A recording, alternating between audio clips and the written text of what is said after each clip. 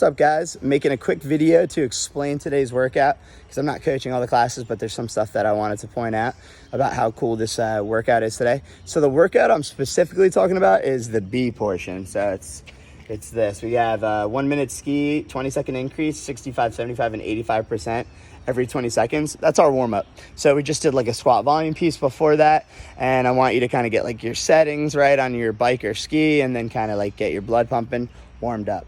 Then we do like a 1 minute rest, and then we're having you do 20 seconds at 100% for max wattage. So for the bike, you're gonna just have to kind of like average. Like let's say for like 7 of those 20 seconds, you held like the highest number possible that you held there. That would be your max wattage. And one thing to think about, ski, it might tell you after the 20 seconds, I think it kind of averages it, but you could do it in the same way. One thing to note is it's kind of cool that you're testing today because you've already done like a ton of front squats, so you're pretty sapped. So it's like we need a 100% relative to where we're really at. It's not a true 100%, but it's 100% for where we're at currently for the day after the A portion. Then after that, around a 2 minute rest, you could rest a little longer, coaches, whatever, but I'd say around 2 minutes just to get people back recovered. And then we're gonna do a 25-minute AMRAP. This is like the whole thing, where what you're gonna do is 25-minute AMRAP where you ski for 20 seconds and then you rest for a minute. And the ski is gonna be at 85 to 90% of those max watts that you got from B2. So just to make it easy, this is what you should do. Like, let's just say your assault bike was 1,000 max watts. That was like your average. Then you take your 90%, that's 900, and then you write down your 85%, 850, and then you try to stay in between 850 and 900 watts. Now, I would say this, if at any point during that 20 seconds, for 3 seconds, you can't hold the wattage, then you might make a note that you now can no longer hold that prescribed wattage, and we're gonna have you switch to just doing like a low intensity cyclical ski or bike for the rest of that 25 minutes. So the idea behind this is this 20 seconds is a repeat at this high wattage, and it's going to help with the utilization of the muscles. It's going to teach our muscles how to utilize oxygen in a strong way to form a really strong contraction. And then we're going to try to repeat that. But we're under fatigue, so we only have 1 minute of rest instead of, say, like 3 to 4, which is what we would normally do for sprints, because we're really trying to force that utilization on people that need it the most. So here's some things you'll notice. The people that are very power-based on the assault bike will be able to get their max wattage in that test very, very high.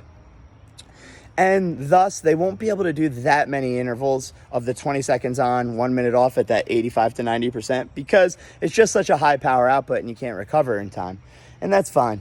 They will get, say, 3 to 6 intervals, and that'll be enough to kind of strengthen their strength. And then they'll spend the rest of the time improving their steady state cardio by just doing their slow spin or slow ski for the next 25 minutes until that 25 minutes is up. The people that have a lower power output on the bike are going to notice that they're going to be able to do more intervals because their max wattage that they can get is not really from that high of a contraction. Thus, they can recover from it quicker. And so this, because of the forced rest and forced fatigue, it's going to help them build up intervals or repetitions in that to help improve their end range max effort for longer endurance. So that's kind of cool. All people on the bike will probably get to a point where they can't keep up with the wattage.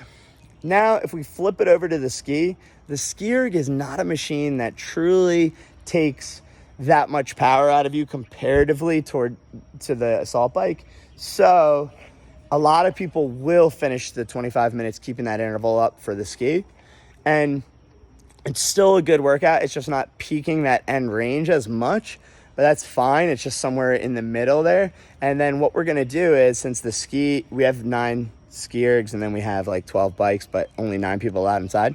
Next week, we're going to repeat, but we'll do the outside gets the bike, the inside gets the ski. So you get like this good spread, whether you do inside or outside. You can just choose based on, which one you did last time. All right. So I hope that explains the workout a little bit more.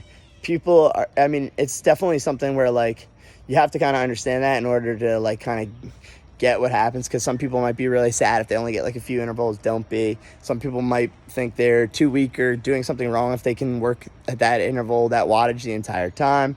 Don't be.